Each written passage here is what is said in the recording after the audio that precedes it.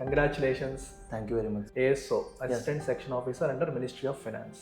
ముందటి వరకు ఏ జాబ్ వస్తుందా రాదా ఇది ఉంటుంది కదా. రైట్. నువ్వు గ్రూప్ 2 ఆస్పిరెంట్వా, యూపీఎస్సీ ఆస్పిరెంట్వా? యూపీఎస్సీ ప్రిపరేషన్కి గ్రూప్ 2 ప్రిపరేషన్కి డిఫరెన్స్ ఏంటి? అంటే ఎక్కువ మంది స్టూడెంట్స్ స్ట్రగుల్ అయ్యే సబ్జెక్ట్స్ ఎకానమీ ఒకటి, సైన్స్ అండ్ టెక్నాలజీ ఒకటి. Yes. ఆ రెండింటికి వాళ్ళ స్ట్రాటజీ ఎలా ఉంటే బాగుంటుంది? చాలా మంది నేను ఏం చూస్తానంటే స్టాండర్డ్ బుక్స్కి వెళ్ళిపోదాం టఫ్ క్వశ్చన్స్కి రెడీ అయిపోయి ఈజీలో వదిలేస్తారు. ఏపీ హిస్టరీ అంటే నా ఫ్రెండ్స్ని ఎవరిని అడిగినా మనీష్ అంటే ఏపీ హిస్టరీ అంటారు.